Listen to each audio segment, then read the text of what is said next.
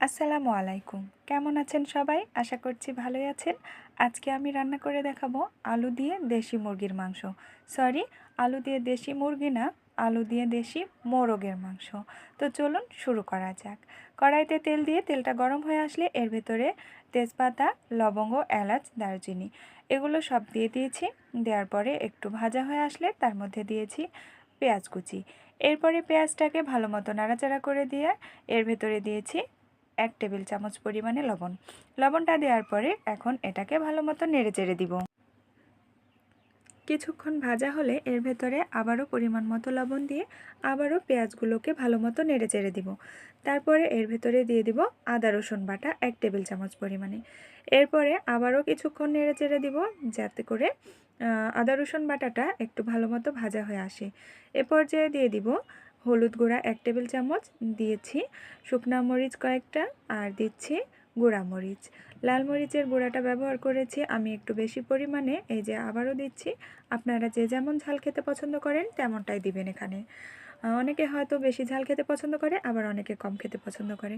আমি বাবা বেশি ঝাল খাই, সে কারণে বেশি দিয়েছি, কেউ কিছু মনে করবেন না এখানে। তো এই পর্যায়ে অল্প একটু পানি দিয়ে দিয়েছি। পানি দিয়ে মশলাটা ভালো মতো কষিয়ে নিব। মশলা যত কষানো হয় মাংসের টেস্ট বা যে কোনো তরকারির টেস্ট নাকি তত বেশি বাড়ে, এইটা গুরুজনেরা বলে। সে কারণে আমি একটু ভালো মতোই মশলাটা কষিয়ে নিতে চাই। তো এই যে এই পর্যায়ে এইভাবে তেল ছেড়ে এসেছে মাংসের মশলার ভেতরে, তখন আমি দিয়ে দিচ্ছি এর ভেতরে ধুয়ে রাখা মাংসগুলো। আমি লেগ পিসগুলো বড় রেখেছি, আমার মেয়ে খেতে পছন্দ করে সে কারণে। তো আপনারা ছোট করতে চাইলে করতে পারেন, তাতে কোনো অসুবিধা নাই। এখন ভালো মতো মাংসটা একটু নাড়াচাড়া করে দিচ্ছি। এ পর্যায়ে দিয়ে দিচ্ছি আলু।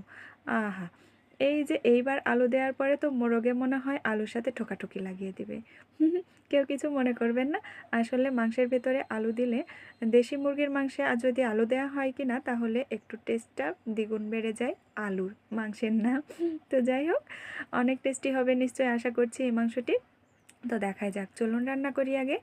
এই যে মাংসের যে এক্সট্রা পানি থাকে সে পানিটা ঝরে যাওয়ার জন্য আমি ঢাকা দিয়ে দিয়েছিলাম। ঢাকনাটা সরিয়ে আবার নাড়াচাড়া করে অল্প পরিমাণে পানি দিচ্ছি কষানোর জন্য। আসলে দেশি মুরগির মাংসটা একটু শক্ত হয়, সে কারণে আবারও পানিটা অ্যাড করতে হলো। আপনারা অবশ্যই দিবেন, না হলে কিন্তু বাড়িতে বয়স্ক মানুষ থাকলে ছিঁড়ে খাইতে পারবে না। তো যাই হোক, এই যে বলক আসা পর্যন্ত অপেক্ষা করছি। পানিটা যখন শুকিয়ে আসবে তখন আবারও ভালো মতো নাড়াচাড়া করে দিব। তারপরে দেখবেন যখন মাংসের ভেতরে এই রকম তেল ছেড়ে আসবে তখন তারপরে দিয়ে দিবেন ঝোল। কিন্তু আমার এখনও দেখছি তেলটা ছাড়েনি, যার কারণে আমি ভালো মতো আবারও নাড়াচাড়া করে দিয়েছিলাম। তো দেখুন, এই যে দেখতেই পাচ্ছেন এ পর্যায়ে এই যে তেলটা ছেড়ে এসেছে, এখন আমি দিয়ে দিব পানি।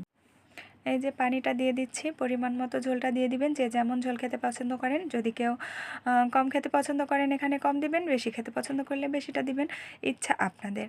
আমার ভালো লাগে একটু বেশি ঝোল খেতে, সে কারণে আমি বেশি দিয়েছি। বলক আসা পর্যন্ত অপেক্ষা করেছিলাম। এই পর্যায়ে দিয়ে দিচ্ছি জিরার গুঁড়া আর গরম মশলা গুঁড়া। আমার মাংসের মধ্যে আমি গরম মশলা গুঁড়াটা অ্যাড করে থাকি, এতে একটা এক্সট্রা ফ্লেভার আসে, অনেক ভালো হয়, অনেক টেস্টি হয় খাবারটা, সে কারণে। তো আপনি দেখবেন বাসার লোক হাত চেটে পুটে খাবে, কেউ কখনো অপছন্দ করতে পারবে না ইনশাআল্লাহ। তো এই যে আমার রান্নাটা কমপ্লিট, এখন আমি চলে যাব পরিবেশনে। আর এতক্ষণ ধরে যারা আমার বকবকানি সহ্য করে আমার ভিডিওটি দেখেছেন তাদেরকে অসংখ্য ধন্যবাদ জানিয়ে আমি এখানে শেষ করছি। সবাই ভালো থাকবেন, আল্লাহ হাফিজ।